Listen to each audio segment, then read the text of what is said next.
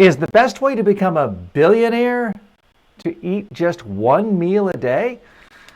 That's one of the stories we'll be looking at today. I realize that sounds a little cheesy, but that's basically the issue. Sometimes people hear a headline like that and they think, oh, Jack Dorsey, the CEO of Twitter, is a billionaire. He eats one meal a day. Maybe I should too. That's one of the topics we'll be looking at today. Plus your mail, plus your live comments. We'll also be looking at some of the top habits for 2020 to make you more creative. Top apps on the marketplace now to help with habits, and many, many other stories, including a look at the top corporate influencers in the world. And I don't mean people who wear nice fashions and get you to buy a suit or a dress. I mean people who are truly influencing your behavior for good, for ill. All that and more today on the program. This is The Habit Influencer. I'm TJ Walker. Thanks for joining me today. We're here with you every single day, Monday through Friday, 1 to 3 p.m. Eastern Time. Most days, other than holidays, I will be out tomorrow off conducting a media training workshop with some executives in New York City. Now, one quick correction from yesterday's show. I did make a mistake and I apologize. I gave you a link to a brand new course of mine and promised you it would be free. Well, I do have a free link for you, but I gave the wrong link out yesterday. So if any of you went to the show notes or you looked at the link and clicked on it and asked you for money and a credit card, I wasn't intentionally trying to play a bait and switch on you. I just copied the wrong URL. So I've put the right one in today. Marceau, I've given you the right one. If you could post that on the various social media platforms. And so again, this is my newest course. It's all about how to give presentations and specifically how to create PowerPoint slides. That is its own arcane science. And I am not the world's greatest expert on slide design. That is why I did partner with one of the greatest experts in the world on PowerPoint slide creation. So I am a co-instructor on this course. I'm very happy to admit when I'm not the world's greatest expert on something, and I always try to seek out those who do know more about me. And I think that's a good practice for anyone. So take a look at this course. If you sign up in the next 24 hours, it really will cost you nothing. I know I said that yesterday, and I gave some of you the wrong link, so apologies for that. But today we are putting the correct link in to the all-new complete PowerPoint slide delivery course and how to really use every aspect of the technology for PowerPoint and creating great slides, but then how do you deliver a PowerPoint presentation without boring people to death? All that and more today. Let's look at the top of the news. This one jumped out at me, all about Jack Dorsey. Now, he's worth supposedly $5 billion. He's the CEO of Twitter. He has his hand in a lot of different high-tech companies, extraordinarily successful, influential, and is a bit of a self-help guru. He does podcasts. He has a whole very systematic routine for how he lives his life, and he's not shy about sharing it with others. He recently gave an interview on CNBC, and they analyzed what his prescriptions were for his own lifestyle, and what he said did surprise a lot of people. Now, he's known for eating very little. He limits himself to one meal per day, but sometimes he claims he doesn't eat an entire meal for a whole weekend. Not one meal in an entire weekend.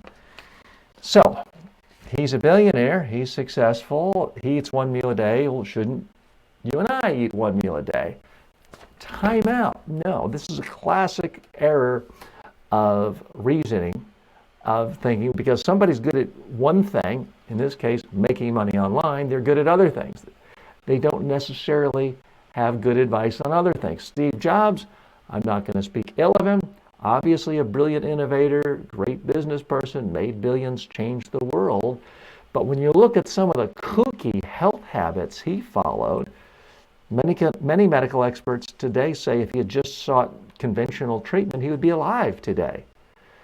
So just because someone is successful in one sphere of life doesn't mean we should follow their advice on anything else they do. Please, please keep that in mind. Now, let's look specifically at the health routine that Jack Dorsey follows. He eats one meal a day. Certainly, there is a lot of evidence that when you have calorie restriction for adults, fully formed adults, it can result in longevity. People do live longer. They've done this with mice.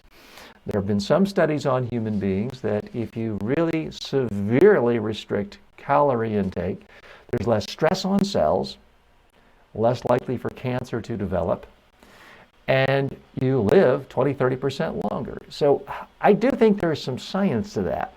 Now, the old joke is, no, you're not living an extra 30 years. It just seems like an extra 30 years because you're so miserable the whole time. Now, within that joke, there is a kernel of truth and insight, which is if you have a particular habit, even if it's good for you, if it makes you so incredibly miserable, is it worth it? I know I, for one, would be profoundly miserable if I only ate one meal a day. If I go past a couple hours after I wake up, if I haven't had a breakfast, I'm miserable. My stomach is convulsing. I am in pain. Family and friends make fun of me. If it's 15 minutes past noon and I haven't had lunch, you're likely to see a grumpy TJ. And my stomach is going to be I'm going to be in pain. Same with 6:30 at night or so if I haven't had dinner. That's me. If you really aren't hungry and you're a fully formed, healthy adult and you're perfectly happy eating one meal a day and you're not hungry other times, fine. I'm not telling you not to do that. And Jack, I'm not telling you not to do it. All I'm suggesting is anytime you hear someone else's health habits, really scrutinize. Number one, should I be listening to them? Do they have expertise? Are they making rational arguments? Number one. Number two, would this personally make me miserable? If I give you an Atkins all-meat diet and you are a vegan, you might be miserable eating meat. If you love meat and someone gives you a vegan diet, that might make you miserable. If you're miserable in one sphere of your life, it's highly unlikely you're going to be productive and fulfilled in all the other aspects of your life. So please, please keep that in mind. Let's say a special hello to our friends on TikTok, and I hope by next week we will have our technical setup for you so that you don't have to look at me staring off into space and see our behind-the-scenes stuff. You'll have a better view. I do want to say hello to our friends who have joined us. It looks like we have quite a few on TikTok today. Levitt has joined. The real Gravaro has joined. How would you like to mentor me? Well, I essentially am trying to mentor you right here on this show. That's what we do. Is I share advice from the community, but I also give advice based on my own 35 years of coaching, training, doing personal development workshops all over the world. And I do have online courses, which I try not to flog mercilessly throughout the show, but I will mention them from time to time. So that's a type of mentorship. I see Joseph Trimmer has joined us on TikTok. Mishgarta has joined us, user 357. Hello. Solara has joined us. 31186 has joined us. Ricardo has joined us, and many others. You're the person I'm listening to during my lunch break. That is the real Ledger Riviera. Well, I appreciate that. Your time is valuable, and I appreciate that. I don't want to take it for granted, so I want to give you some quality information. I wouldn't say entertainment, although we try to have fun here. If it is your lunch break, you have time. You can look at news about celebrity gossip, political infighting, just silly videos of people falling down on banana peels, or you can use the time to learn information to help better yourself. That's what I'm trying to do. And there's a lot of articles, great blogs on that. This is the one place where it can really be live. And that's where I want to add to this whole realm of personal development, is a live forum where people can talk about how to build better, healthier, stronger habits. So very much appreciate you joining me. This won't be shown to others. You're not going to show others in your workplace, I guess. But I enjoy your words of encouragement. Well, thanks a lot. I do think it's important to find some words of encouragement, even if they are your own. One of the biggest themes that I stress on this show and my own practice and in my own online courses, you need to be encouraging yourself every single day, telling yourself that you are smart, that you are hardworking. And I realize that sounds kind of cheesy, but our brains hear things, and after a while, if it's repeated often enough, we believe it. How many of us at some level believe Coke, it's the real thing? Well, it's fizzy water with lots of sugar that's bad for you. But so many of us, and I've done it, order a Coke if we're out at the movies because of that repetition. So that's why I think it is important for you to find something, whether it's me, something else, that is repeating words of encouragement to you, because it's natural to build up. If all you ever hear is words of discouragement, it's going to hold you down and you're going to stay in one place or get worse. Unorthodox has signed on as well, asking people to leave questions. Let's say hello to our friends on Facebook today. Mohammed says hello. Thanks for joining us. Sai from India, one of our regulars, always happy to hear from you today.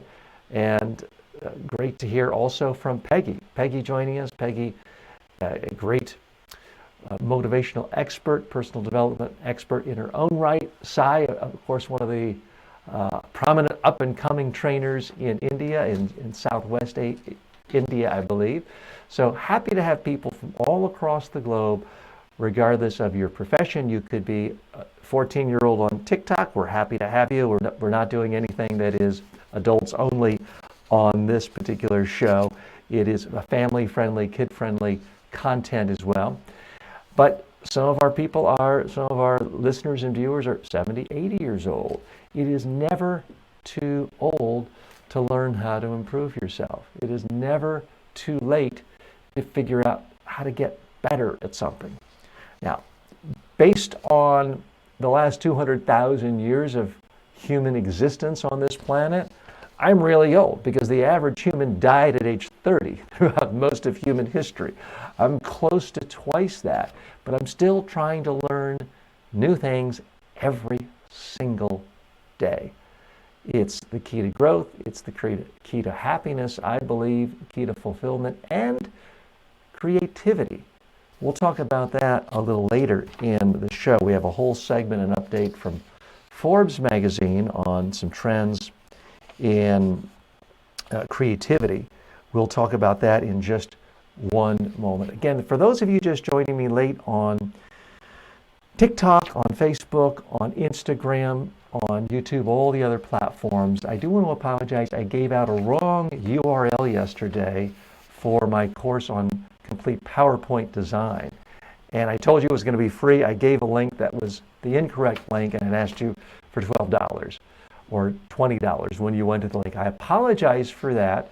And now we've put the correct link up on any of the platforms you're watching. This link is good only for 24 hours. If you click on the link and enroll in the course, you can go into it and start it 6 months from now if you want to. It will always be free to you. But if you don't enroll now, then it will not be free. The retail price is $199. But again, since you are a viewer of this show, a participant, then there's absolutely no charge for you. A special hello today to all of my Udemy students. Many of my Udemy students, that's an online learning platform, have found out about this. We're also calling this show my online instructor hours.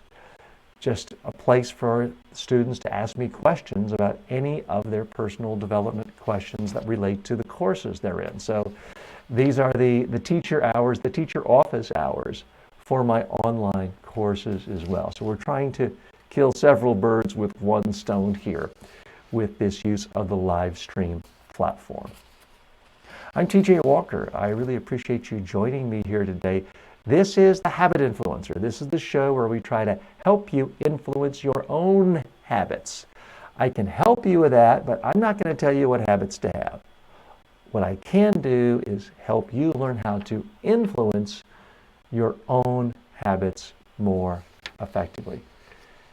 Joining me as always is my sidekick, producer, and friend, Marceau. Marceau, thanks for being with us today. He'll be monitoring the traffic. At some point you want to get my attention and I don't seem to be responding, you can say, hey, Marceau, get TJ's attention. He forgot this. Special hello to our friends on Instagram. Marceau, if you could flash up that screen again. We have Seifu has joined us. Siam BA, Manaf Adep has joined us on Instagram as well. Instagram, we're glad we can see you through the main TV camera today and not through the little side view. And we're gonna get that corrected for our friends on TikTok as well. So next big story of the day. This comes from Forbes, and it is a survey of what they believe, some of the editors there believe will be the top things you really need to do, the top trends to increase your creativity for 2020. Rule number one, adopt a growth mindset. They quote the well-known expert, Stanford professor Carol Dweck, who talks about all of her research on how successful people, creative people, have a mindset of growth. So many people around the world, even successful people, have a mindset of it's fixed. You're either born a genius or you're not. You either know at age 10 you have math aptitude or you don't. And everything in life is about fulfilling some bucket that was already preordained for you. That's not how to be the most creative. You may be fine as a bean counter or a certain type of lawyer with that attitude, but it's highly unlikely you're going to have creative, innovative breakthroughs if that is in fact your mentality. Successfully creative people have this growth mindset. If they don't know something, they can figure it out. They can learn. They can expand. They can expand their knowledge base, their skill base, their expertise at any point. And this mentality says, okay, maybe I can't expand my knowledge to be a center for the NBA if I'm 4'11". But beyond that, I can expand my knowledge base. So that's rule number one. Rule number two, diversify your interest. Steve Jobs famously pointed out how so much of his success was simply having diversified interests. Going to a calligraphy class in college helped make him much better in the software business, designing the look of Apple computer, its interface, compared to the more boring looking Microsoft. So always diversify your interest. You never know when learning how to doodle here might help you become a great architect over here or some other connection. So always try to learn different stuff just for the sake of learning, because it can all come back to you and create more creativity, infrastructure, and intellectual capital in your mind. Step number three, disrupt your routine. If you are doing the same thing every single day, your brain gets rigid. Everything is in a groove. So just doing things out of the ordinary. This can be as simple as taking a different route to work, walking, or driving a different way. If you vacation every single year to Disney World, and I hope you don't because that's really not that creative, although I do like Disney World, take a vacation someplace else. It will open your mind to different things. Our brains are really much more plastic than we thought. They're more malleable than we thought. It's not just set in stone where you've got your IQ set at age 4 and you'll never get higher or lower than that. No. You can expand your brain, but you've got to disrupt your routine. The next Tip number 4, practice mindfulness. Now, this is a buzzword, to be honest with you, I used to kind of sneer at. It seemed very touchy-feely, new agey. But I have to say, in this era of people being on their cell phones every 2 seconds and texting and typing and walking into traffic and getting run over or walking into fountains because they're on their phones, mindfulness is an important concept. In fact, about a year ago, I felt so strongly about it, I actually created an entire online course on mindfulness. You may want to check it out. It's on the Udemy platform. But this is the 5th big tip here, is you've got to sometimes let your brain completely relax, try to have nothing in it, just experience the moment. That's when other creative ideas can come together, swirl around in your brain, gel in your brain, and maybe they pop out 5 days later, 5 years later, 5 minutes later. But you need that mindfulness in a daily experience. The 5th option, the 5th thing that the Forbes editors think is very important for creativity is stay open. Stay open. Here's what they say, quote, "There's always a solution to any problem. You just have to discover it. Creativity involves divergent thinking. So actively encourage yourself and others to come up with wacky, unusual, or even seemingly unfeasible ideas in order to create a safe and playful environment. This is the setting in which creativity can thrive without fear of judgment or failure." So that's from the editors of Forbes. I have my own list, and my list gets down to the macro level. I'll share that with you in just a moment in the segment A of our show today. We do typically break up the show, segment A, a segment B, sometimes a segment C. That's where I go into a little more of a deep dive on a topic, do a little more of a prepared monologue, and then we do toss things back open to you. I try to keep a majority of this show open so that it's completely flexible to you. You get to set the agenda, you get to ask questions, you get to add your own insights as well. It's not just me pontificating for 2 hours. Let's go to TikTok for a moment. I see we've had a whole number of people joining us on TikTok today. Always love to see that. And Marceau, it looks like you said he'll answer it. If they do leave a question, I'll answer it. Okay, that's absolutely true. Jem has joined us, a number of others, and I've just accidentally hit something wrong on my phone. And what's kicking? As Spade 586 is written, and we're just here kicking back, having a nice time talking about habits, good habits to make us more fulfilled, happier, and enjoy life more. That is the central focus of the show. And we take questions and comments from TikTok and Facebook. Let's take a look at Facebook now and see who has joined us there. Or so we've got Sai has joined us. Can you give any of your personal tips to become a master trainer? Now, I have done training for 35 years. I appreciate you calling me a master trainer.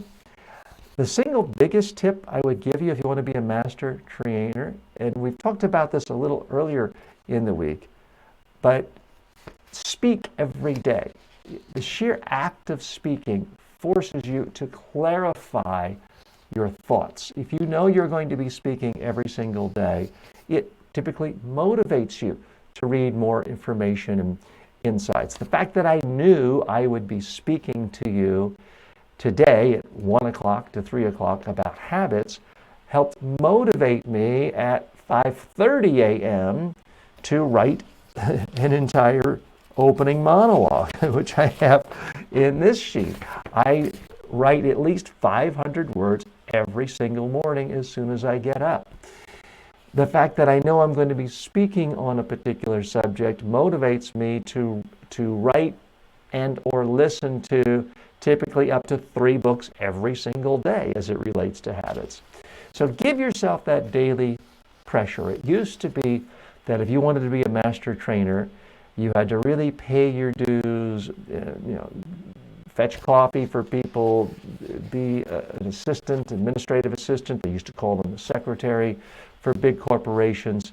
You had to do all that for a long time before you had the privilege to stand up and speak in front of 3 people. Well, guess what? So you don't have to wait for the privilege of speaking to 3 people anymore. You can speak to 3 people right now, or 300, or 3,000, or maybe 300,000 online. So my first bit of advice for anyone who wants to be a master trainer is you need to create a body of work. You need to create your own system of organizing thought around a particular niche. And you could write a book. These days, I would argue you're far better off creating your content in a video system. Certainly speak every day on YouTube and do 15-second clips on TikTok. I've been around a long time and in some ways am established, but I went on TikTok just 3 months ago. Nobody knew me there. I wasn't established, but I tried to establish myself, and I have a little bit, by producing a new video every single day for the last 90 plus days. So now I have thousands and thousands of views every single day on TikTok. Here's the thing, Si. I started with 0 3 months ago. If you started 3 months ago, you'd probably have many thousands of followers on TikTok as well. It's a level playing ground. Everyone starts at 0. And you might not have the time to make a 30-hour course on your area of expertise, but you do have time to speak for 15 seconds to give people a tip about whatever training niche you're in. And certainly doing it in a place like TikTok, I think, is a fabulous way of doing it. Ace writes in, as a person with Asperger's, I typically avoid people. How do I help that situation? So Ace, let me be very upfront. I am not an expert on that particular syndrome. And I'm frankly not an expert on addiction, problem, habits, any sort of mental problems or anything genetic like that. So I do want to be very clear. If you have certain medical conditions, don't rely on my advice. Rely on the advice of skilled medical practitioners who can give you the best advice. I will try to give you some general advice, which is if you're not comfortable around people and yet you still want to connect and get your ideas out, you don't necessarily have to go to networking events and be in a room with 1,000 people. That might make you particularly nervous.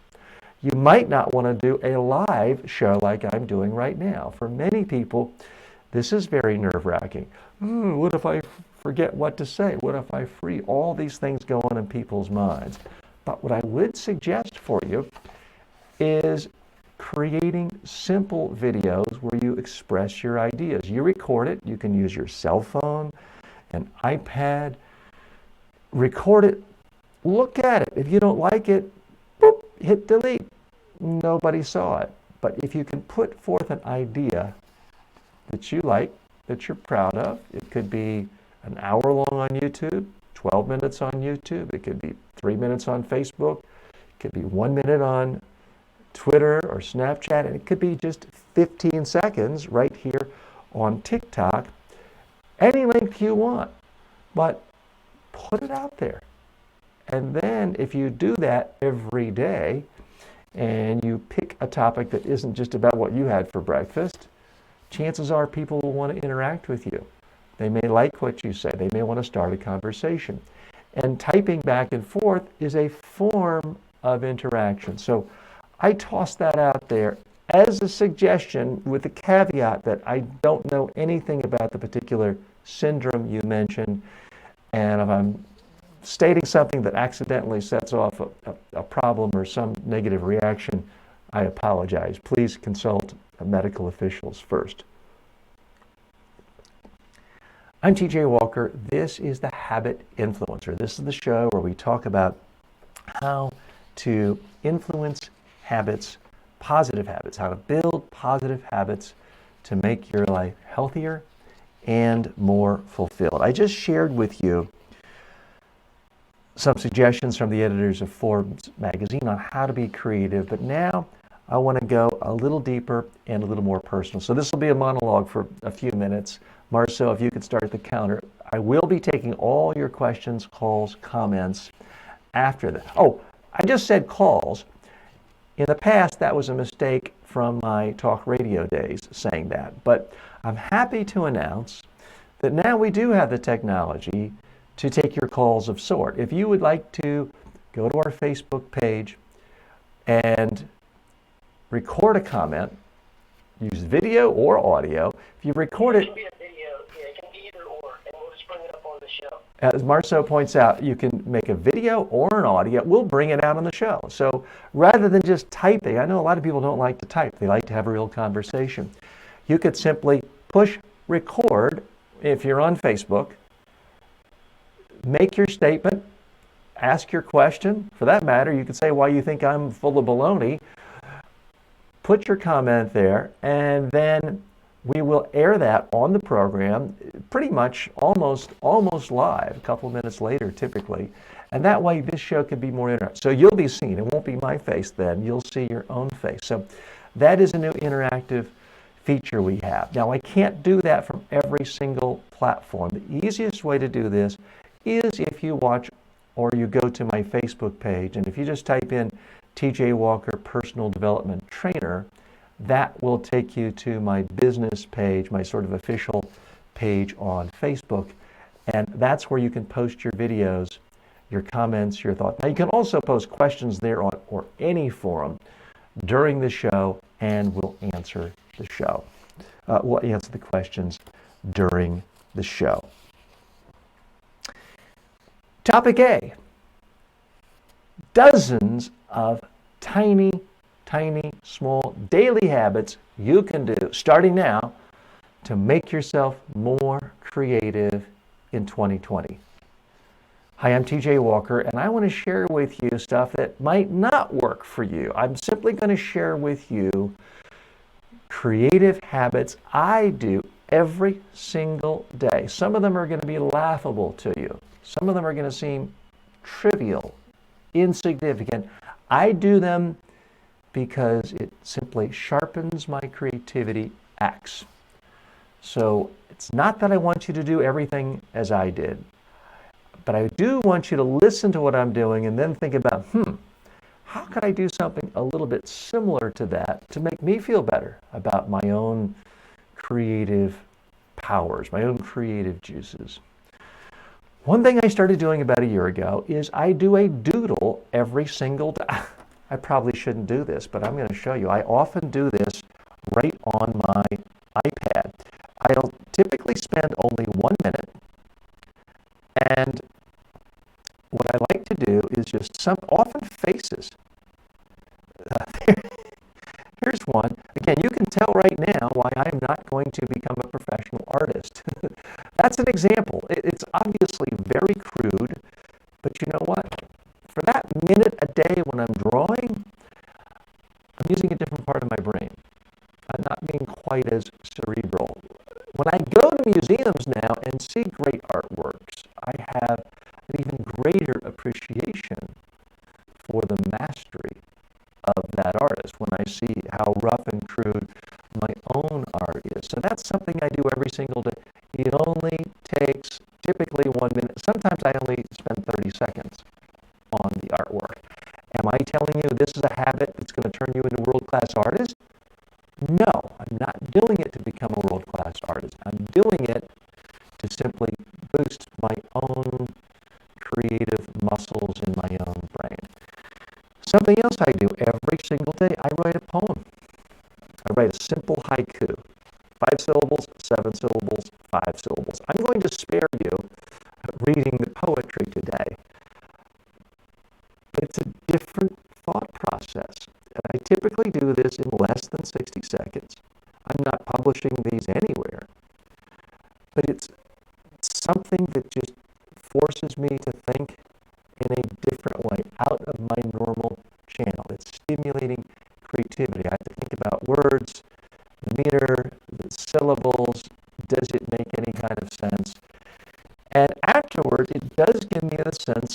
accomplishment of that I'm a poet.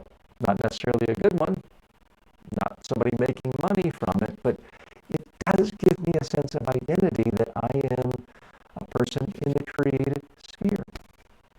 So that's something I do every single day. Now, some practices you've heard me talk about that relate to a lot of benefits in your life, throughout your life, but they also relate to creativity. Reading every single day. I try to read parts of books every single day. I read at least one short book, abridged book, every single day. I read or I listen to an abridged audio version of a book every single day. I read all of or parts of a paper book, a traditional hardback or paperback book, every single day, and at least an hour before going to bed. And these, I'll occasionally read fiction, but these are mostly nonfiction. So I'm learning about other ideas, different things people are doing. Something else I do every day to stimulate this creative muscle, I look at a piece of artwork.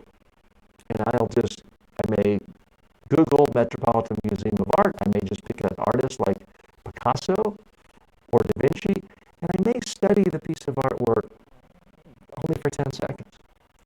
But there's a part of my day, every single day, where I look at a piece of artwork. Do I wish I could say I've done this my whole life and I went out of my way in college to take art appreciation courses? No. Kind of a late bloomer to that, but it's never too late. Something else I do every single day to stimulate creativity, I read one joke a day. Now, those of you who watched earlier in the week might remember I talked about that as a way of making myself just feel good. Because there is a well-known belief that the more you feel good, the more productive you'll be because you're not sort of moping around trying to procrastinate. So it's good for that.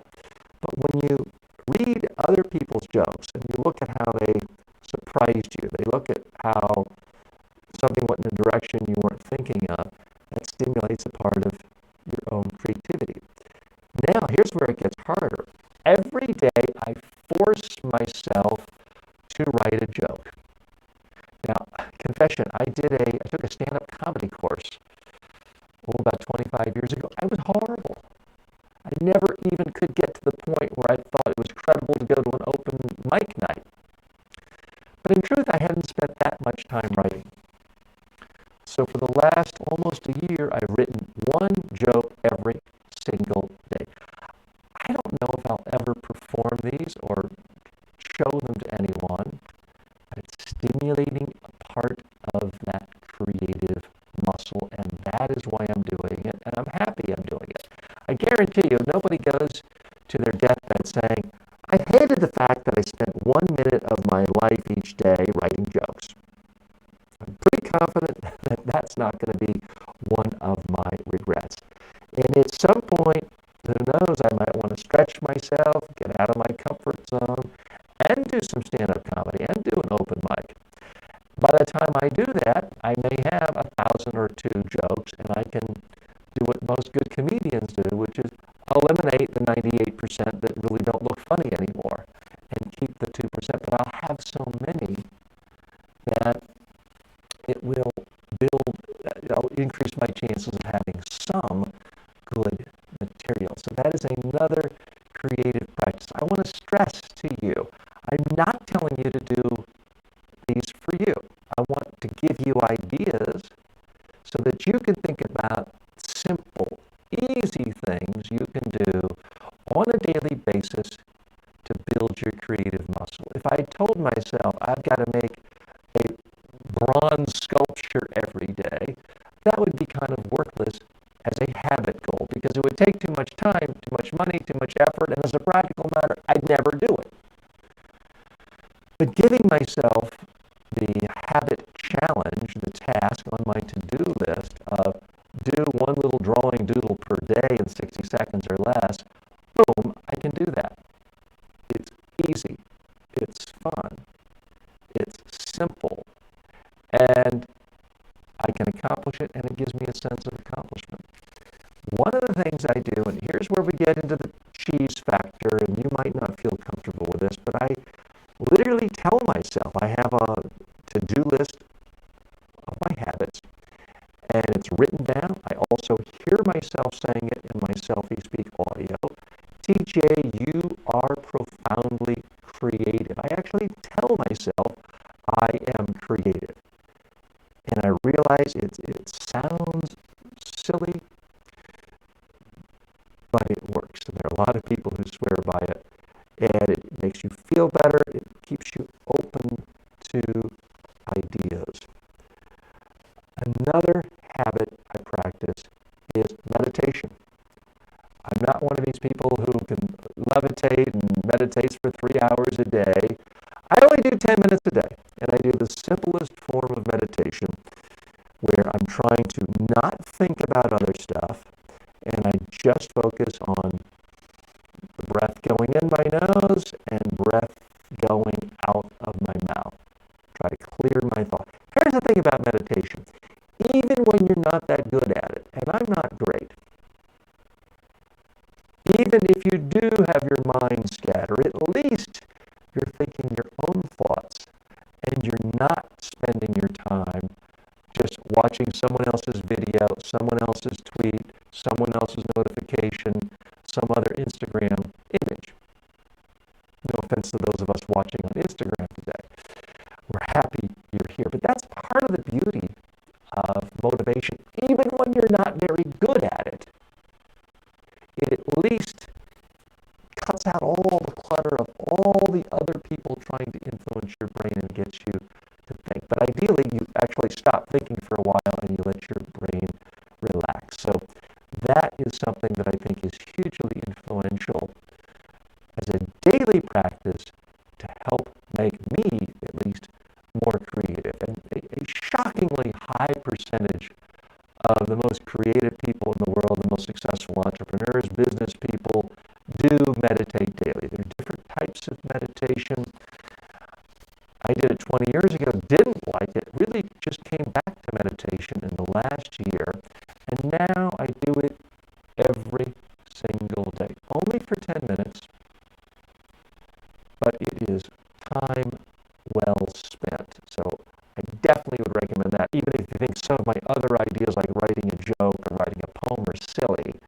Meditation is one of the core practices that really help people become more creative. Now, let's wrap this all up. How do I actually make myself do this on a regular basis?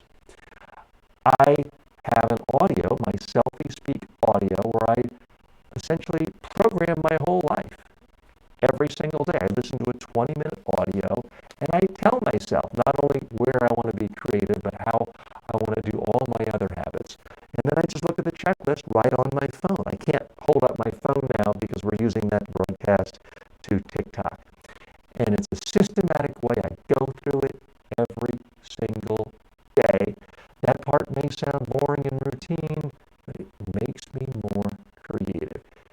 You don't have to use any of the daily creativity habits I use, but you need to use something. If you don't build your creativity muscle every day, it becomes flabby and it will atrophy. I'm TJ Walker. Thanks for listening to me talk about creativity and my own habits. Okay, that's the end of segment one. And for those of you new to the show, here's what I'm doing. I'll be totally candid with you, sort of take you behind the scenes. This is a live show. I care first and foremost about those of you who showed up here today on Facebook, on YouTube, Instagram, TikTok. I really appreciate you. You're always going to get my top attention. You're most important. But we also use content from this show to be turned into produced 7 to 10 minute videos on YouTube, Facebook, LinkedIn, and dozens of other platforms. So I'll occasionally do something where I don't take the emails or calls and interrupt things because I want a very specific segment. So that's what that is all about. Marcel, are we okay technically on everything there?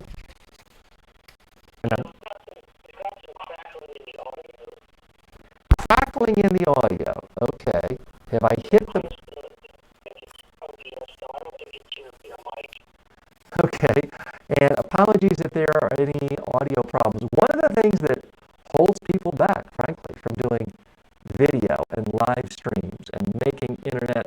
video on YouTube is it only takes one weak link and the production doesn't work. The lighting isn't right. Your camera doesn't work.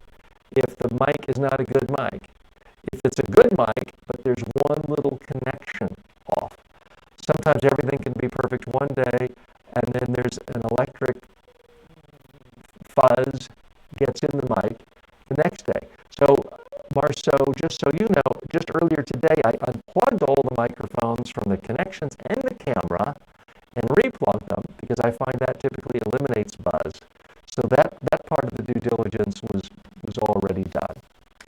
We're not going to spend a lot of time talking about video production and creating content from the technical side on this show, although I do think it's incredibly important in this day and age if you want to be fulfilled to share your insights with the world and to do that by creating content.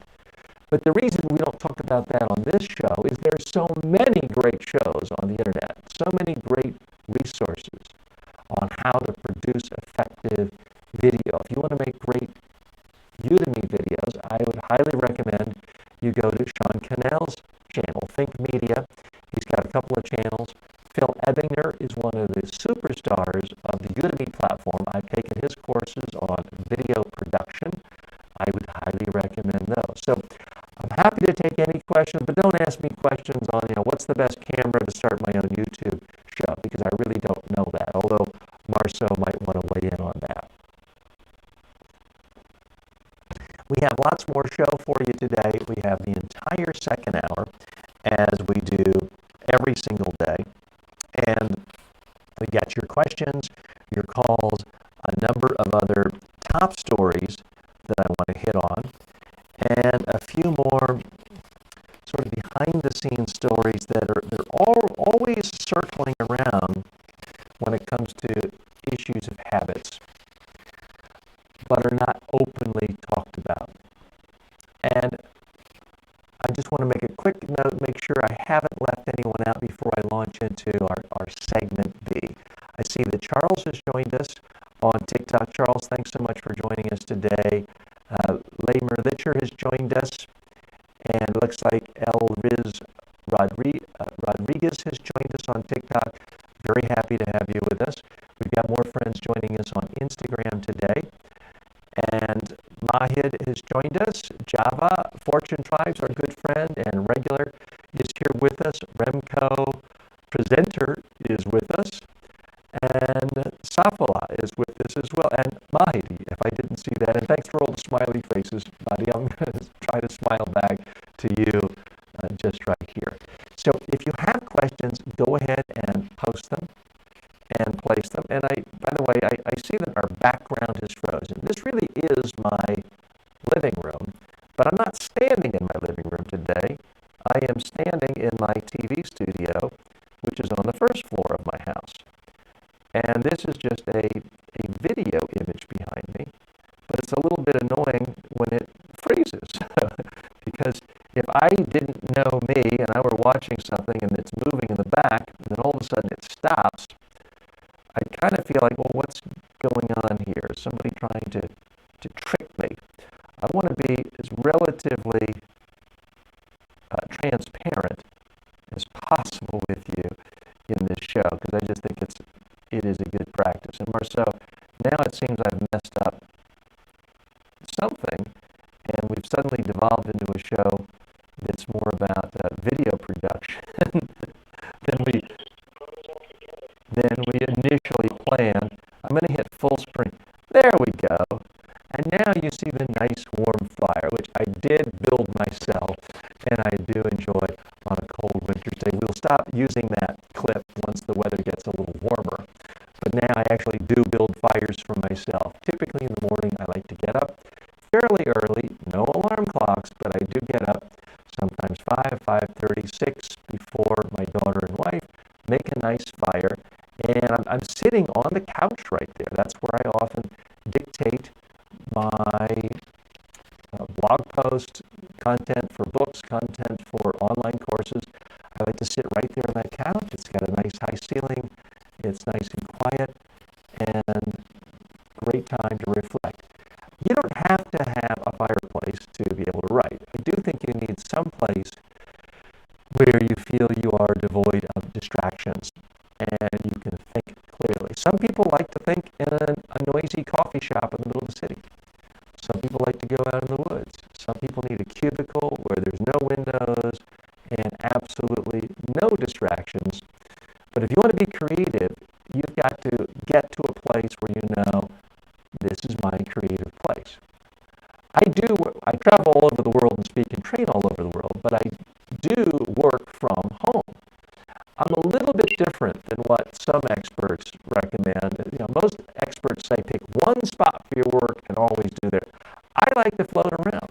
In the morning, I like to be upstairs and do my creative thinking in sort of a big room with high ceilings, a big fireplace, lots and lots of windows looking out on trees and greenery and other entertainment things we have here. But during the day, when I'm really working, if I'm preparing for your show and I'm trying to create a script, then I'll be in my office on the first floor, and there are some windows and it looks out on a pond and other things, but for the most part, there are fewer distractions. I have hundreds and hundreds of personal development books around me, a couple of different screens. That's where I do a particular type of work. And then I do some of my work right here with you, where I'm taught, although this doesn't feel like work, it's having fun, having a conversation with you. For my TV studio, there's no one else in here. There's nothing else in here. It's a 6-foot by 9-foot room. It's an old closet, frankly. I have put carpeting on the walls, on the floor to dampen sound, and I've mounted a camera at the eye level. So I'm not sitting down, I'm able to speak. I do this because it just allows me to be a little more energetic. A lot of what I do is public speaking training courses, so it's easier to kind of simulate real life public speaking if you're standing and moving rather than sitting down and stuck at a desk. So that's why I have this standing. But of course, I made it this way before I was planning on doing daily live 2-hour shows. So maybe I'll bring in a stool here or lower the camera, one or the other. But again, that's more information than you probably really wanted as it relates to the technical setup here. But it is important. I know so many brilliant people who have great ideas to share with the world, to help people, but they just tell themselves, I'm not a techie. That's a perfect example of self-talk. If you tell yourself again and again and again, I'm not a techie, I can't learn anything new, then you're probably still on a flip phone. Not you, because you're all here with me today, and many of you are watching on your phones. But if you tell yourself you're no good at something, then it does become true. I've been guilty of this before. I've told myself I'm not good at names. If you tell yourself you are not good at people's names, then you will instantly forget people's names. If you tell yourself you're great at remembering people's names and you really, really listen, and you make an effort to remember people's names, you can remember people's names. I've noticed a big improvement in my own ability to remember people's names just in the last year, because I've made it a specific habit. I actually tell myself every day, you are good at remembering names. Because I don't want to be rude. It's rude to people who've met you 5 times and they remember your name and you can't, hi, how you doing? It doesn't bring you together. And this is a classic example of the importance of self-talk. You need to be able to tell yourself you can do something. And that's why it relates to what we're discussing here about technology. If you tell yourself you can't possibly figure out internet video, you've just eliminated your ability to communicate with potentially millions of people around the world who might want your insights. And I appreciate all of you listening to me today and being a part of an audience, but I'll be even happier if you tell me tomorrow, or not tomorrow, we can't do the show tomorrow, but on Monday, if you tell me, TJ, I can't be a part of the show Tuesday and Wednesday because I'm going to be producing my own video series for YouTube, or I'll be making my own online video-based course for Udemy. That would actually make me happy. That's an excused absence. If you are making making video yourself. Here's the thing about technology today. None of it requires actual arcane technological background and education. The biggest thing about technology is just patience. There are very few things involving making internet video, blogging, anything else where you have to know how to code. What you have to know is, how am I patient enough that when I try to do something and I can't do it, I can go over here to Google and say, how do I get my TikTok feed to go through my broadcast feed? You've got to be able to type things in that you want. You can find out pretty much anything in the world how to do it technically if you are just willing to go to Google and type in, how do you do this thing? And that's what I want to see you do, is give yourself the tools you need. There's certainly a lot of people in the world who were great at handwriting, longhand, perhaps wrote for newspapers 100 years ago. But when people went to typewriters, they said, oh, I'm not a techie. I don't know how to type. And the world may have lost many important literary figures because of that, just because of the lack of willingness to learn how to type. And I say that as someone who was a horrible typist. In 8th grade, I took a typing class at Quail Hollow Junior High School in Charlotte, North Carolina. You had to do 25 words a minute to pass. I peaked at 23 words a minute. Fortunately, the teacher liked me and she gave me a very good grade, but I probably would have been better off if she threatened to flunk me and make me stay after me. To this day, I cannot type. There I am using these words, cannot. I can't really type, or I have convinced myself I cannot type without looking at every single key. I use the correct finger on the keys if it's a regular keyboard, not a cell phone, but I have to look, and I am a much slower typist than many. So that's something I need to work on. What do you want to work on? What habits do you want to build? I want to hear about this in hour 2. We're coming up on the close of the first hour. We still have a lot of big and important topics to cover, including a number of new apps. I want to give you a review of new apps on the market to help you with creativity. Some of them sound like a good idea. There's some apps I think, whoa, wait a minute, that sounds like an awful idea. There's one app out there that is for your alarm clock, and it makes you do either an addition or subtraction equation if you want to hit the snooze alarm. I simply don't think that is going to help most people for a whole variety of reasons, but I'll talk to you in more detail about that after the break. I want to say just a very brief goodbye, I hope for not more than 2 minutes, to our friends on Instagram. Every day, the Instagram algorithm kicks us off. They don't want people on for more than an hour. But we will be back at 3 minutes after the top of the hour. So here in the East Coast, in New York, it will be 3 minutes after 2 o'clock. We'll be back live. We're going to stay live with our friends on TikTok. With everyone else, you'll see just a little placeholder there. We haven't gone away. We haven't been taken off the air. We haven't been censored. No one is trying to get rid of us yet. But we will be back for all of hour 2 and more great information, your thoughts, questions, comments, outside news, plus my perspective on habits, personal development, and how we can all continue to improve as human beings. I'm TJ Walker. This is The Habit Influencer. See you back in just a few minutes.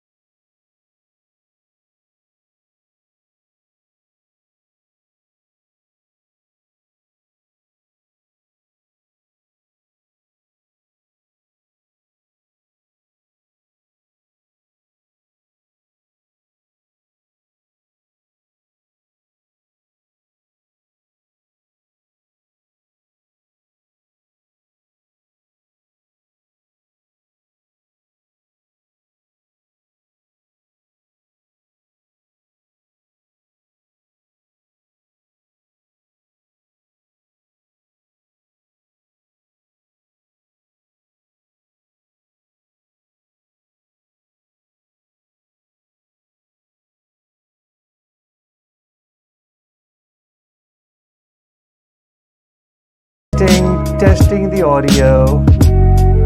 Hoping we don't have any crackles. Testing the audio. Can you hear anything? Yeah, we go. We're good. So that may have fixed. So in the future, as soon as you hear that, let's take a break and let's do a reset, because that's something I know how to do that is pretty easy and pretty simple.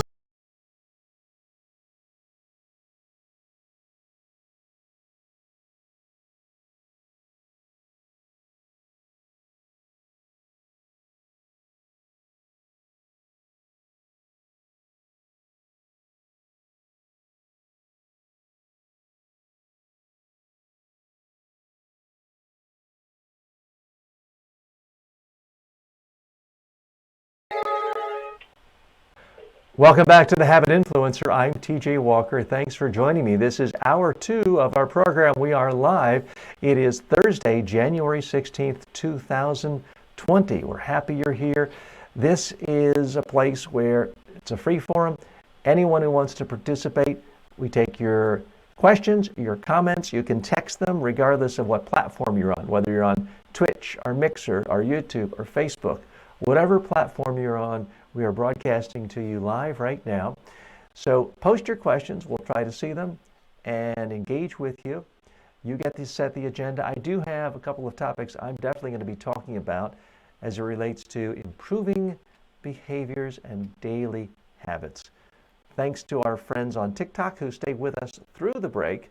We're hoping to get our technology set for next week so that you don't have to be looking at me from the side, and you can get the sort of the full production value.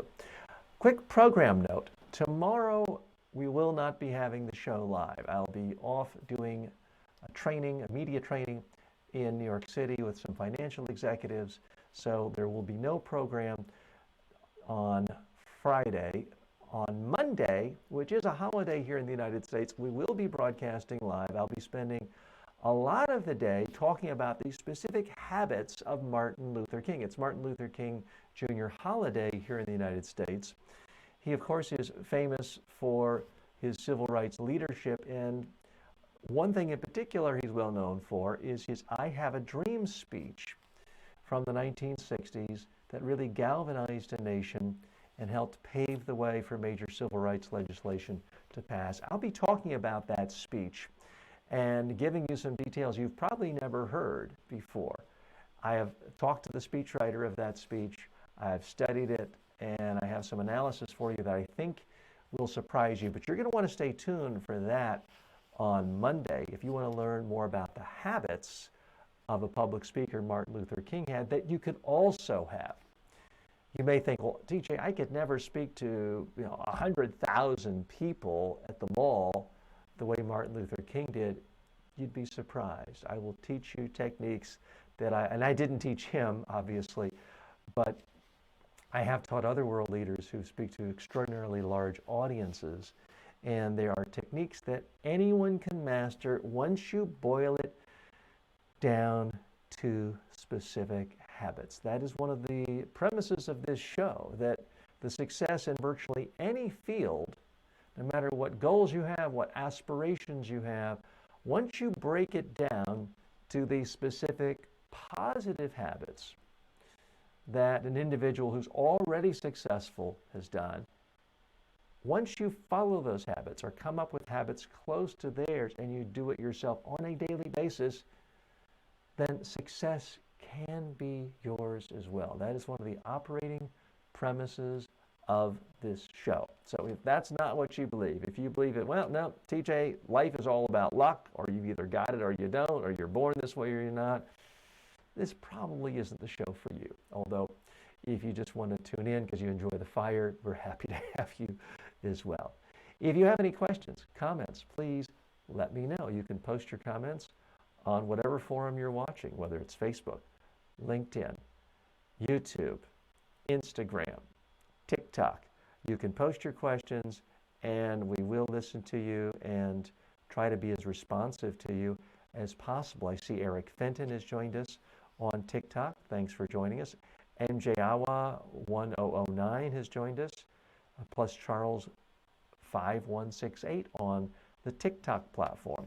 The newest platform I'm on, but frankly, the one I really enjoy the most. I try posting every single day on TikTok, and I've been shocked by how overwhelmingly positive the response has been. I was led to believe there's nothing but 12-year-olds on TikTok, and what would they want some old man on there for? And yet, every single day I get positive feedback, encouraging thoughts, insights from people on TikTok. So I appreciate you being here. However, not everyone is going to love you. And that takes me to, before I do this, how is our audio? Marcel, how is it? We had a little audio technical problem earlier today, and I apologize if you heard any crackling in your ears. Marcel, is our audio problem fixed? Oh, that didn't sound good. Is it like 70%, or we still have a technical problem? It's peaking a little bit, but it's not as bad as it was. Okay. I think it's just like when your voice like reaches a certain level, it's peaking. But Okay, so, and thanks for bearing with us. Thanks for bearing with us, folks. We are in our 9th day of doing a show now. We started a week ago Monday. So this show is very early in its lifespan. We try to get a little bit better every day. Until a few days ago, the people on Instagram couldn't see us through the main camera. They had to see us through a little cell phone. Until 2 days ago, you didn't see a nice crawl telling you what show you were on and where you were. So we're trying to add technical improvements every single day.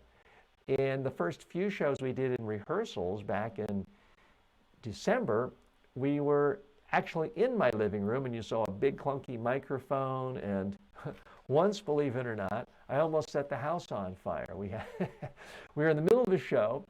I had put too much wood on the fire, and it put out so much smoke that the alarms went off in the middle of the show.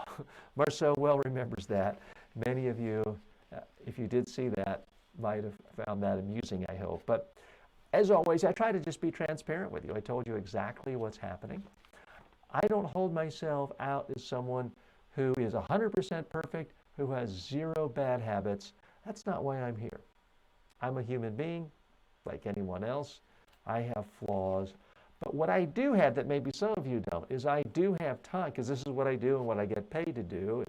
I have time to give considerable thought every single day to how to make better habits, how to increase positive habits and reduce bad habits. And then I share with you some of those insights. But you know what? I'm not the only one who does that. I did want to share with you another great resource, someone that you've heard me mention before, and he is an excellent blogger, author on the issue of habits, and he has a fantastic newsletter, and I want to share that with you. But before I do, Marceau, I saw the screen flicking around. Did we have anyone else you wanted to draw attention to or say hello to? No, that was it. Okay, great. And I do want to remind you, though, that speaking of improvements, we are making the show even more interactive, which means you can record a video of yourself speaking, asking a question, a comment, post it right on our Facebook page, and we will play that audio and video here in the show for everyone to see. So we can be as interactive as a CNN debate in that regard. It's not that hard these days, and that way you don't have to look at me the whole time either. So please keep in mind, more than happy to have you just listen too. Shows need audiences, but the more you engage, ask questions, it'll be more interesting for you and the rest of the audience, and we'll all learn as well. Someone I learn from on a regular basis is a fellow habits expert, James Clear. You may have heard of him. He's the author of Atomic Habits, and I would certainly rank that in my top 4 all-time books on habits. It's relatively new. It came out just a little more than a year ago. and it's in bookstores everywhere. I would highly recommend that book. I don't want to be one of these experts who acts like I'm the only person who ever came up with a good idea in my subject, and I refuse to mention any other author, expert, subject matter expert. No, I'm not going to be like that. When I see someone else who's putting out great information, I want to share that with you. And I want to steer you to them. I'm not afraid about, oh, I lost a visitor because they went over to this guy's blog. I don't want to be like that. So James Clear has a great book, and it's worth every penny. And it's a big traditional book. I reviewed it on this show last week. But he also has a newsletter that costs absolutely nothing. He puts it out every Thursday, and he has a very nice structure. It's always 3 ideas, 2 quotes, and 1 question. And he's written a really thick book that's quite comprehensive, but what I also like about him is his newsletter is so incredibly efficient. It's very brief, it's very structured, but there's always something quite substantial. And I want to share with you a few snippets. And by the way, if you want to sign up for it yourself, just go to his website. It's jamesclear.com. It just sounds just like it sounds. It's a pretty simple name. It's clear to spell. And you can sign up for that at absolutely no charge. Here's an idea from him. He says, anyone connected to the internet has the education power of a university and the distribution power of a media company at their fingertips. Now, this is an idea I've been pushing out to anyone and anywhere for several years now, but he's so pithy. He summed up everything in one sentence. Anyone connected to the internet basically has more information than an entire university and the power of a media company behind them. I think the biggest problem so many of us have is we just forget that. We keep ourselves handcuffed. We keep ourselves in these little boxes, and we think, oh, if only this big TV network in my country would have me on as a guest. If only the dominant newspaper in my country would do a front page article on me, then I would be a success. No. James Clear really states it. Now, he has just one other sentence. It's a short sentence in his ideas. In this next sentence, listen to this. Courage, excuse me, it's only a couple words and I messed up one. I messed up the order. Curiosity, courage, and persistence are the new gatekeepers. I want to say that again. Curiosity, courage, and persistence are the new gatekeepers. Simple, yeah, I've been saying this for a while, but still, he states it with such simplicity and clarity that I think it resonates. Again, so many of us have this mentality of, oh, I encounter fellow experts, professional speakers all the time who are telling me that, they're waiting to hear from a New York City publisher. Like that gatekeeper at the publishing house is going to really control their destiny. Now, I'm not saying that all publishing houses are worthless and it wouldn't be nice to be published by a major publisher. I've been published by Wiley, the biggest or second biggest business publisher in the world, and they do a fine job, but that is insignificant to a career in 2020. And I think his insights here are right on target. If you are curious, if you have the courage to try something and fail, and if you're simply persistent at it, you can succeed. We keep ourselves behind gates now. The days are gone when a few big publishers, a few big broadcast owners, a few big CEOs of all-powerful corporations completely controlled our destiny. Now, they control in other ways by manipulating our attention, like the folks at Facebook and Google and Apple do, and Netflix. But that's a different type of control. That's a different type of gatekeeping altogether. He also gives some excellent suggestions for writers. You've heard me mention on this show, I'll mention it again, that a good practice, a daily practice for anyone who wants to be successful and more fulfilled, even if you never plan on publishing, is to write every day. Write in your own personal journal, Write about some subject matter you care about. I mentioned it to Cy in the previous hour, who wants to be a great trainer. Will write content every single day on your subject matter. James Clear is a wildly successful writer, and here's what he says, his 3 tips for getting started as a writer. Number 1, publish on a schedule. Consistency develops ability. Number 2, share your writing publicly. Writing is a magnet. It attracts like-minded people. Tip number 3, write about what fascinates you. You don't need to be an expert. Curiosity leads to expertise. To me, what's fascinating about someone like James Clear is today he's wildly successful, makes millions of dollars a year, had his book on the New York Times bestseller list for, I think, more than a year, speaks all over the world, and yet he's not a classically trained journalist. He's not a professional author before this. He didn't work at the New York Times for 15 years first. He's not a professional PhD psychologist. But he is a guy who had an interest in something, and he started writing. And I don't know if it was every day, but he started publishing on a very regular basis on his blog at jamesclear.com. And he was persistent. And he started about 8 years ago or so, and he wrote and wrote and wrote. And his audience started at 0, and now his audience is in the millions every single month who come to his website. And when millions come to your website every day to read your readings, you are a professional writer at that point. You are a professional author. And you have power and you have clout. And that's why he speaks at major conventions all over the world now at very large fees and is able to command hefty book fees. And he's selling millions of copies of his book. All of that comes from the daily practice of writing. And what's fascinating about him is, again, there's nothing he did that anyone else can't do. I'm not saying everyone gets to be a New York Times bestseller. Obviously, that's not going to work. That's not scalable for billions of people around the world.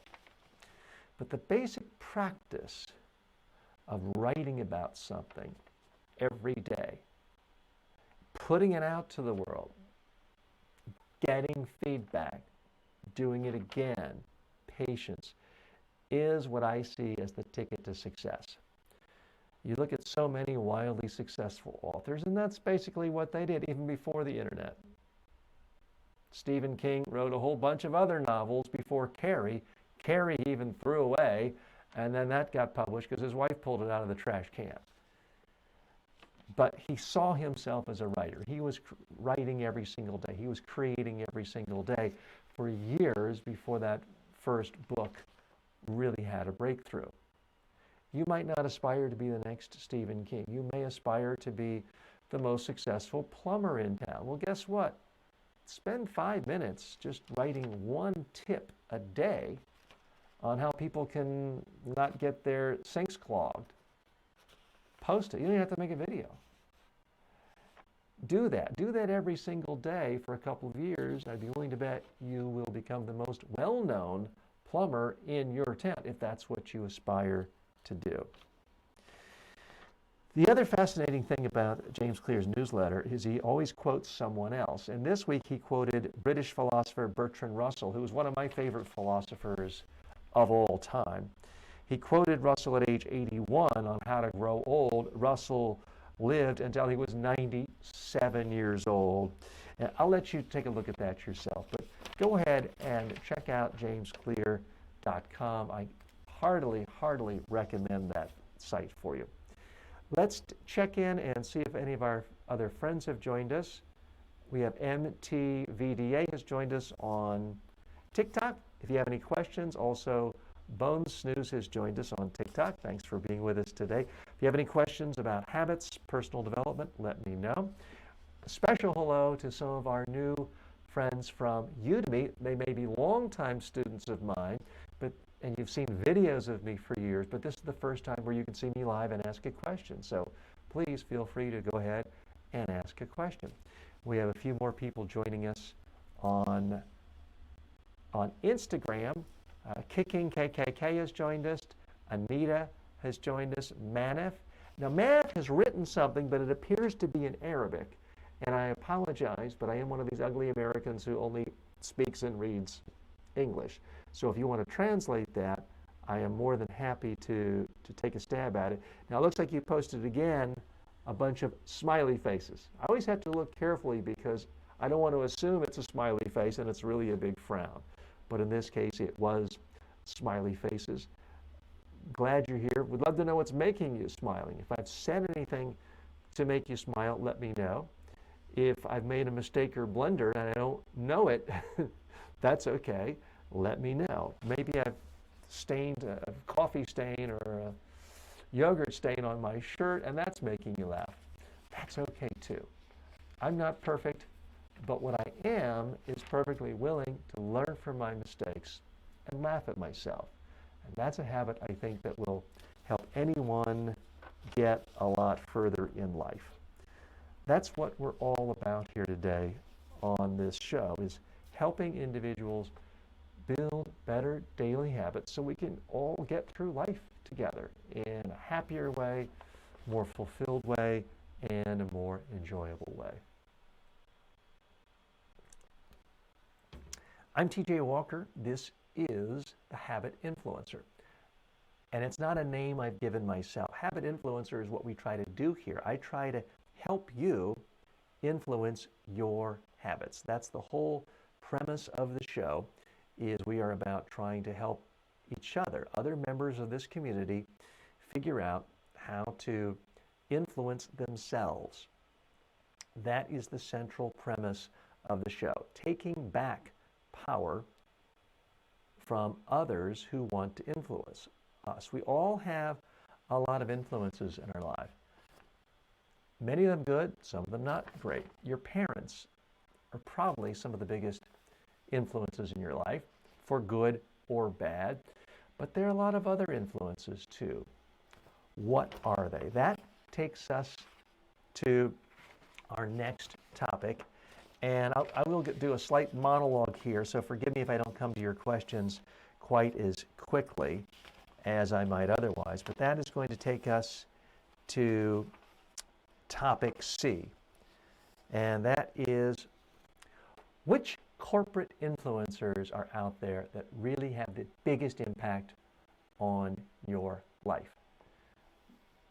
If you follow the debates at all in our culture about obesity, there are a lot of people who say, well, it's racist to complain about people being overweight or obese. It's racist, it's classist, that when people say everyone should be thin, that's really saying you should follow the dictates of a handful of elite, snobby fashion editors who make their money off of manipulating teenage girls into thinking they need to be 6 feet tall and weigh 90 pounds.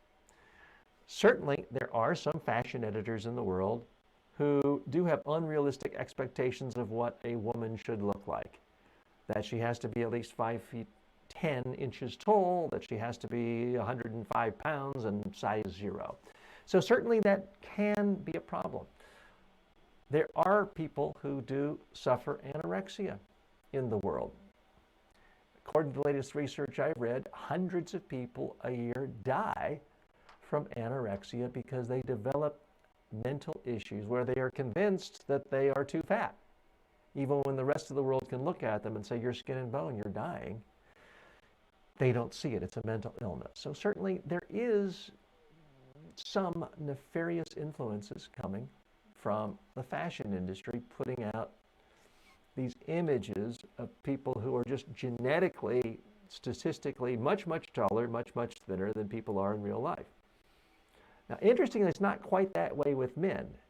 In the fashion world, male models are typically only a couple of inches taller than the average man. But for some reason, in women's fashion, it's not at all uncommon to see women models who are 8, 9, sometimes 10 inches taller than the average woman in a particular society. So That's kind of bizarre when you think about it. But here's what I want you to think about. There are a lot of corporate influences over behavior. Corporations that put out fashion images that say you've got to be 8 feet tall and 90 pounds, that is one influence. I would argue that's a relatively small influence, and it's getting smaller every day for a couple of reasons. Number one, the whole media world is being destroyed on its economics. The number of highly paid fashion editors in New York City is dwindling every day. There used to be so many different versions of Vogue itself. Half of them are gone. So many fashion magazines have simply gone out of business. So for starters, they have less of an influence. The next factor is it's not uncommon at all now to see in fashion magazines and advertisements models who are 20, 30, 40, 50 pounds overweight. And you see entire stores with all of their fashion images only using models 40, 50, 60 pounds overweight. So that's a part of the culture too. The very same time we've seen the number of fashion editors with influence from traditional media losing their jobs, being fired, being laid off, being given severance packages, we've seen more and more companies rise selling us junk food. More and more versions of Doritos and chocolate-flavored Doritos, if that exists, and more gummy bears. There never in the history of the world been more candy companies making more money, more candy products. And it's not just candy, it's your bread. It's basically every single thing in your grocery store, unless it's in the produce aisle and doesn't have a package, is filled with sugar and chemicals and processing, and all of those packages are part of companies that have chief marketing officers who spend money on advertising and TV ads and radio ads and online ads and billboards, all of it with the intention of influencing your behavior. What's the result? Well, in the last 30 years, we've seen in the United States, for example, or the last 40 years especially, we've seen people's weight go up about 20 pounds. We've seen the average person in America go from officially normal, healthy weight to these days, the average person is now officially overweight, and we're only a couple of years away from the most popular category in terms of percentages of body weight in the United States will be obese. Sad but true. A plurality of body types in America will actually officially be obese within the next few years, according to health officials' predictions. So something profound is going on. And yes, I think it's absolutely horrific if a few hundred people a year, most often teenagers, die from anorexia from the influence of fashion editors. But I also think it's profoundly horrific when millions of people around the world are influenced to the point where they die prematurely every year, because that's what's happening with obesity. And obesity is not just genetic. I'm sorry, it's not. If you doubt me, go look at any picture of a crowd of people from 100 years ago, 80 years ago, 50 years ago, even 40 years ago. When you look at a crowd shot at a sporting event, maybe 1 out of 100 persons will seem like they're heavy or overweight. Everyone else looks almost too skinny to our eyes. That's something many people noticed at the 50-year anniversary of Woodstock last year. As you looked at this picture, middle America, kids from all over the country, every single one of them was thin in 1969. So the idea that we're just genetically, some are hardwired to be big boned, it's not really valid. I would contend that we are the way we are because we are subject to influences. And yes, some people can be influenced by the fashion industry to eat too little and starve to death. But the rest of us are influenced to eat too many Snickers bars, too many Starbucks coffees with cream and every kind of sugar and every kind of, who knows, caramel in it. Desserts that have the calories enough for a week, we're drinking them quickly for breakfast.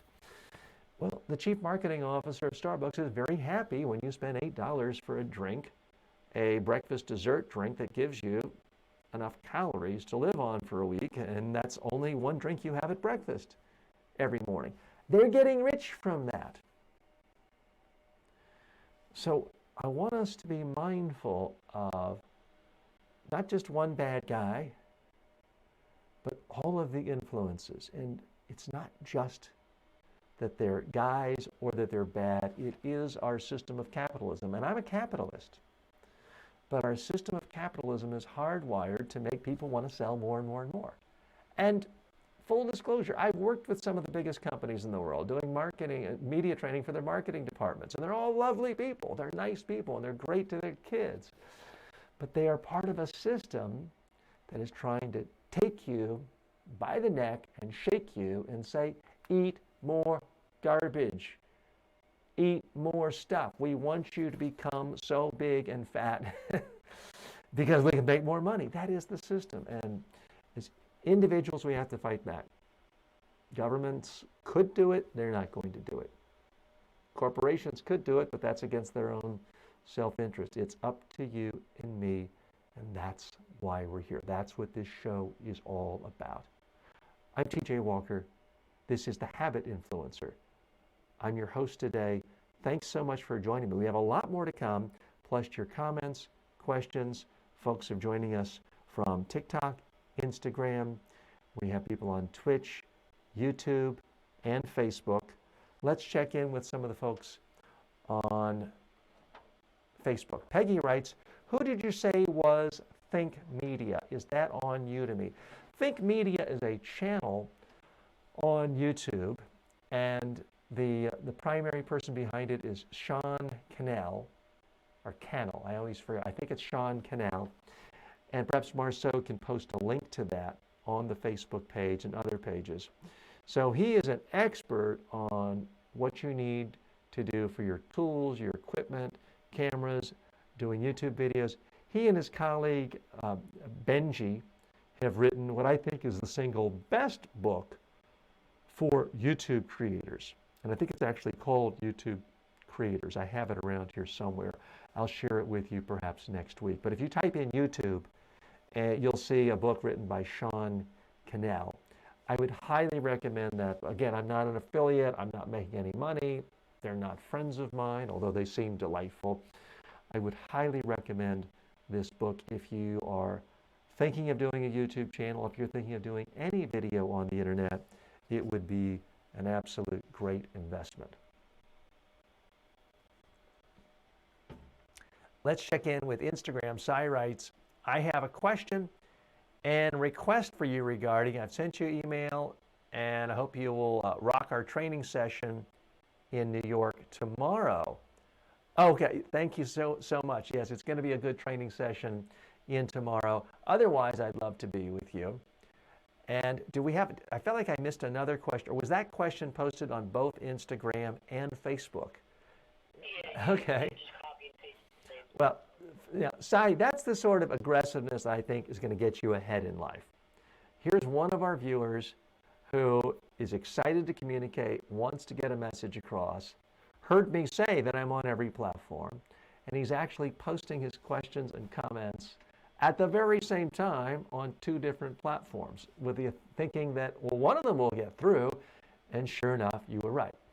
Now, I hope it doesn't normally take people posting on a couple different platforms. I don't want to be bureaucratic and make you cut and paste and do a lot of typing to get my attention. But that is, it shows some initiative, which I think will help you well in your own chosen profession of training. And now Marceau has written and given the information to Think Media. You can get tons and tons of information there, absolutely free. It's a YouTube site like most, so they're giving it away for free. He does have an online course a course that's partially online, but also people get together, and I believe it's Las Vegas, and they have workshops together to really jumpstart your ability to communicate and start a channel on YouTube. So you may want to look at that. Again, I'm not an affiliate or anything like that. That one is a rather expensive program, but you'll get no better value than buying his book. It's a book. It's $20 or less. So I would heartily recommend that to you.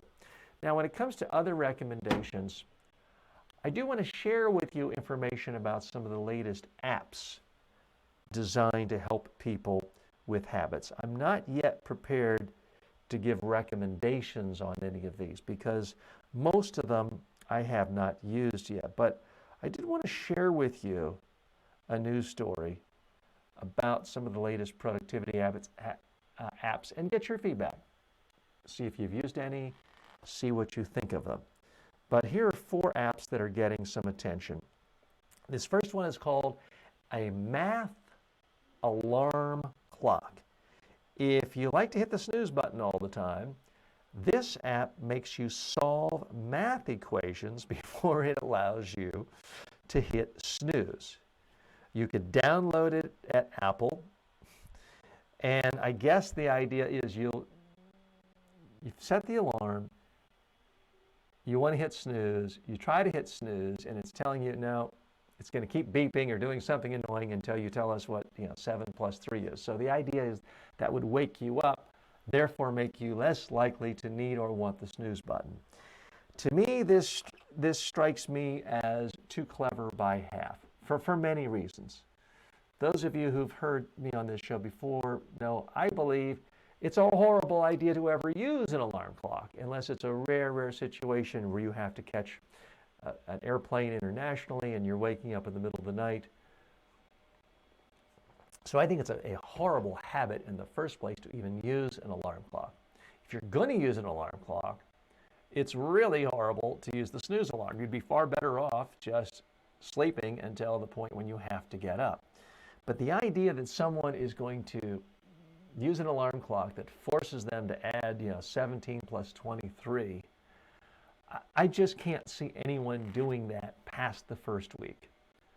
Anything that's new, interesting, novel, engaging, something to talk about can be fun for a week. And I can certainly see someone getting this, going to the office, having something to talk about. Hey, you'll never guess how I woke up today. But I would bet almost anything that this is not the sort of thing that people use after a week. And therefore, as an app and as a business model, not great. Now, I'll say that, watch this become the next Twitter or Facebook, and everyone's a billionaire and I look like a fool. Maybe I call it like I see it. Have you ever heard of this app? Would you use this app to make yourself improve with your own sleeping habits? I'd love to hear from you. We don't all have to agree. There's plenty of... I didn't think Twitter was a good idea when it came out. And, Jack Dorsey is worth $5 billion now, and I'm not. Okay? So I can get it wrong sometimes. What do you think? Would you use this app? Adam on TikTok, would you use an app like that? Hannah, I see you've joined us. Would you use that? Peggy, would you use this app? And by the way, Peggy, thanks so much for saying you appreciate our reference there, and thanks to Marceau for giving you that information about Think Media, which is a great website. The next app, Things I Didn't Buy, or TIBD. This app tracks the price of products you didn't purchase, showing you how much money you're saving. It's a nice motivator for those tackling debt in the new year. This app is only available for Apple users, and I guess you would type in TIBD. Again, I'm very skeptical about using this as a way of building a new habit. Here's why. If I look at a Jaguar and a Mercedes-Benz and a Maybach and a Rolls-Royce, and this app says, well, you've just looked at $3 million. And I could say to myself, wow, I just saved $3 million. So I'm now entitled to buy a $400 pair of jeans. Did I really save $3 million, or did I just waste money for $400 on a pair of jeans? I think it's a tricky psychological phenomenon to tell someone how much money you save. I didn't buy the Statue of Liberty yesterday. I didn't buy the Empire State Building. Did I really save $200 million? I think that's kind of a bizarre way of looking at it. Hey, if it helps you spend less money and you have a problem with overspending and you're in debt, give it a try. Have you ever heard of this app before? Would you use it? Do you think it's healthy? I do use apps. Probably the most important app to me for my own self-development, for my own personal development, is the video recorder on my cell phone and the audio recorder on my cell phone. The audio recorder I use to record myself, telling myself what kind of life I want, telling myself what habits I want. So I'm a big fan of apps. And the video app is the single best app in the world to build confidence, especially for public speaking. Practice your speech until you like what you see. But it seems like every other week, someone will send me, or some developer will send me an app trying to help people overcome their fear of public speaking. And it doesn't do the one thing that would actually work, which is to get them to watch themselves. People send me virtual reality apps. Oh, this virtual reality will help someone eliminate their fear of public speaking. And they'll put on goggles like this and have audiences staring at them. Complete waste of time. I've experimented with virtual reality 15 years ago, and I can tell you there's nothing that helps someone get more comfortable speaking, build confidence in speaking, get better at speaking, than using the app on their phone that contains the video camera recording function. That is far and away the most effective app you'll ever need to build the habit of confidence for public speaking, presenting, speaking to the media, anything that involves your body doing things, moving and talking. That is the best app. So I'm not anti-app, but so far on this list, I haven't been too impressed. Let's continue with the list. Number 3, a swear jar app. If you have a potty mouth, download this app to help you cut down on your cursing. You can get the entire family involved and keep track of who is swearing.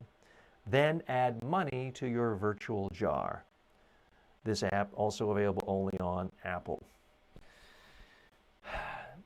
I don't even know where to start with something like that. I'm almost tempted to use a curse word to describe how I feel about a swear jar app. There's so many premises embedded upon each other. First of all, you have to buy into the premise that some words are inherently good and some are bad. Then you have to buy into the idea that other people can monitor it. Then you have to buy into the idea that someone is willingly going to pay. Someone's going to track it. If you're going to have people give money for swearing in a family situation or an office, I am hard-pressed to figure out why a simple jar or cup wouldn't do as good a job. And I realize some people, especially millennials, don't carry any change or cash or dollars around. But it's all kind of symbolic anyway. Write an IOU on a piece of paper and put it in. But again, if it works for someone else, if you're in a workplace culture where everyone is dropping F-bombs every 2 seconds and yet you have conservative clients who are highly offended, and cursing in a new business pitch could cost you millions of dollars, maybe this works. Maybe this is effective. I won't poo-poo it. What do you think? Peggy writes in, I wouldn't use it. I didn't like math at school. I wouldn't want it anywhere around my sleep. Laugh out loud. Actually, stay away from alarm clocks, period. Yes, I agree you should stay away from alarm clocks. And having it, first of all, it's bad enough to use an alarm clock, but if your alarm clock is your cell phone, that is the worst of all possible worlds. You basically destroy your ability to have a good night's sleep. Things can flash, things can beep. You can say, oh, I turn it off, I put it on Do Not Disturb every night. You're going to forget sometime. And it's going to be that one night when you have a big meeting the next day, you need to be fully rested. Your cell phone is in your bedroom, you forgot to turn it off, and someone some spammer is calling you and your phone is, even if the sound is off, it's vibrating and humming at 3 in the morning. You wake up, you look at it, and you don't get back to sleep. I wish I could develop an app. Here's how I would really help a lot of people and perhaps make a lot of money. I'd like to put an app on your phone to dramatically help your sleep. What happens is you would open up the app, you would say what time you want to go to sleep, and an hour before you want to go to sleep, your phone would get up, crawl away, it would crawl out of your bedroom, and it would go hide in a closet until an hour after you need to wake up. That would be an app that would dramatically help people sleep. I doubt I'll be able to sell that. I doubt I'll make any money. And that would be pretty hard to create too. But that's actually an app that would help people sleep. So Peggy, I'm going to say you're giving a thumbs down on the whole idea of the app that forces you to do math problems before it works. Now here's one I know a lot less about. This is called Quit, Kwit, if you're looking for it online.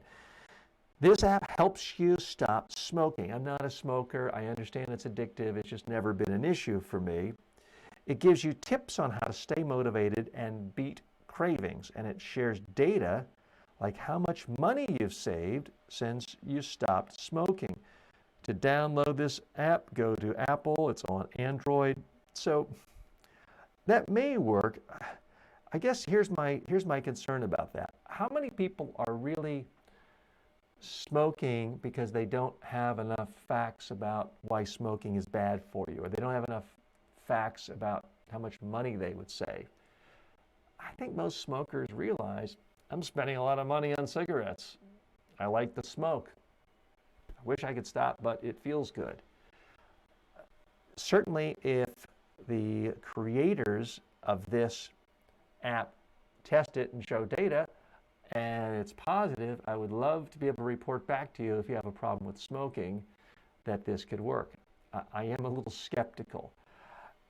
Apps are like a lot of things in life. Some of them are great, some of them are so-so, and some are just crazy, awful ideas. There's a spectrum. It's that way in books, it's that way in movies, it's that way with blogs, it's that way with live streams. Everything in life, there is a spectrum of quality. This latest batch of apps to help with habits, I'm not convinced that any of these are keepers. So let's check in with some of our other friends. Another comment says, I'm not only a trainer, sir, I'm a mimicry artist who imitates Bill Gates' voice and Warren Buffett. Does it help a skill to develop in my training session? Here's the thing about mimicry. Certainly if you are giving a speech in a workshop and you're speaking for 30 minutes, to all of a sudden do another voice for a second to get a little laugh creates variety. That's great. All great speakers occasionally mimic other people's voice. Now, they might not be trying to sound exactly like the person, but if they're trying to become a female and they're a male speaking, they may raise their voice a little. If they're a woman imitating a man, they may lower their voice a little. It creates variety when you're telling a story. So certainly use that to your benefit. It's kind of like what we were talking about earlier today with Steve Jobs and the Forbes predictions of what it will take to be creative, what creative habits. It's how can you look wide and broad, expand your horizons. Steve Jobs was better at designing computers because he took a calligraphy course. You might end up being a more entertaining trainer because you can do voices. And by the way, the most highly paid trainers in the world make more of their money giving keynote speeches. That's right. The most successful trainers in the world often make more money giving keynote speeches. And let me define terms for you. People think of a speaker as someone who speaks for keynote lengths from 20 minutes to 90 minutes. A trainer is someone who typically speaks to smaller audiences. It's more hands-on, it's interactive. It's typically 2 hours, 4 hours, 8 hours, 2-day workshop or seminar. That's the division. And The people who really become superstar trainers make fortunes as speakers. So Anthony Robbins is a trainer, but he's also a highly paid keynote speaker. Zig Ziglar was known as a trainer, had a whole training company, but his real bread and butter was giving a 50-minute, 1-hour speech in an arena with 10,000 people. And he would sell his concepts, and then he would have other trainers working for him. So one thing that holds trainers back is they tell themselves, I'm just a trainer. I'm not some glib superstar on the platform, professional speaker. Don't tell yourself that. Tell yourself, again, you're an expert. You can help people with your expertise by training them in a longer format session, a 2-hour or 2-day session. But you're also an expert who can put a spotlight on your ideas by giving a great keynote speech. And if you're able to mimic people, then it's great. Here's the trick, though, for you as a trainer, as a professional speaker, an aspiring speaker. You have to let your audience know you're focused on ideas in your niche to help them, and you're trying to be interesting the way you're doing it. If you do the jokes, or if you do a voice and it seems like you're telling a joke, and people don't see the connection to the messages about helping them in their business and their career, then you will be seen as kind of an amateur stand-up comedian, an amateur Rich Little, who was a well-known voice mimic here in the United States in the 60s and 70s and 80s. So you've got to be careful about not seeming like you're leaving your genre. If you're incredibly entertaining and interesting speaker trainer, who's the most interesting person on this niche, who's captivating the audience, you can be really successful. But if you're just a pretty good trainer and a so-so stand-up comedian, you put it together, people don't know what to make of you. And it confuses people. A confused marketplace doesn't respond well. A confused customer doesn't buy.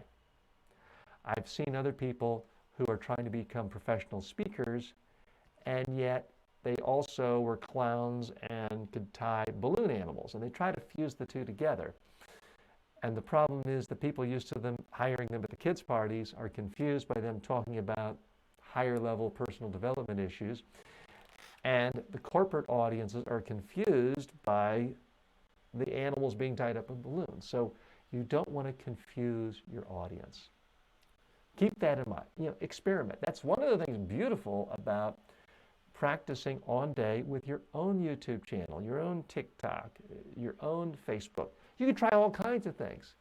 People don't like it, you didn't lose a paying customer. If people do like it, then you can go with it. You can do more of it. You can build on it, and they may call and hire you.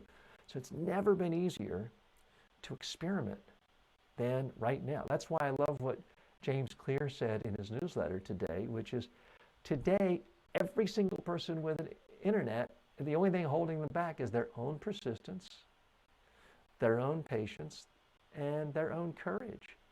And if you just try things, you never know what would happen. Less than a year ago, I decided to do a course, an online course, on how to help people declutter their homes. Kind of a Marie Kondo thing, but looking at it more holistically for every part of their life, not just the clutter in their bedroom, but the clutter in their office, the clutter on their computer, the clutter in their own businesses. And I did this course. I didn't really have a lot of experience in this exact niche, but I used principles that have helped me in so many other trainings. But I had a couple family members saying, you're going to teach people how to not be cluttered? I guess they thought I was a little messy. Truth be told, I used to be. But I didn't limit myself to a particular genre. I wasn't afraid to try it. But here's the thing, Sai, I didn't just go off and give a speech on how to declutter your home to clients who'd hired me for a day of public speaking training. That's not what I did. I tested in an online environment, an online course, and if no one bought it, no one's disappointed. But I'm happy to say that that course now has thousands and thousands of students, and it's well reviewed and people like it. Do I ever plan on touring the globe doing workshops on decluttering? Probably not. But it's a nice little piece of the puzzle of what I do. I want to thank you for being a part of my puzzle, of my life, of what goes on in my own activities. I want to thank you for watching with me today. Those of you participating, your questions, your comments, you are what makes this show. Again, as a thank you, I want to stress there is kind of a time limit on this one bonus I have for you. I mentioned at the top of the hour and at the beginning of the show, I have a brand new course on PowerPoint, how to design PowerPoint slides, create PowerPoint presentations, how to deliver PowerPoint presentations. This is a jam-packed course. It's got everything you need. It's $200, but for you, it is absolutely free. And I don't mean free, just pay $10 for shipping and handling. You know, it's not free, but give me your credit card, and if you check off, you won't be charged in a month. No, I mean it's absolutely free. You don't have to give a credit card. You don't have any charges. You're not billed after the fact. There's no opt-out function. All you have to do is click on the link, and it's there in the show notes. Marceau, if you don't mind posting just one last time for anyone who wants the free pass into the complete PowerPoint design and delivery course. This is the one course that will really help you throughout your whole career create and deliver wonderful PowerPoint slides. This coupon is good for only 24 more hours. So if you wait till Saturday to collect, you're going to see a price tag of $100 or so. So go ahead, get the course now, and all I ask is sign up for it right away, and then please leave a review. Some of you say, well, TJ, we want to hire you, we want to thank you. Can we do the little things like you get $4 from YouTube? Can we buy a book through an affiliate to help you? I'm not worried about any of that for now. But if you do want to help me, take the course and leave a good, thorough review. That will help me, and because it just puts a spotlight on the course and it gets it in front of a lot more people. I'm TJ Walker. I really appreciate you spending time with me again. Won't be here tomorrow. I will be working, conducting a training, but we'll be back Monday. Monday will be a special edition where we go in depth on the habits of Martin Luther King Jr., what made him a great speaker. Until then, have a great weekend.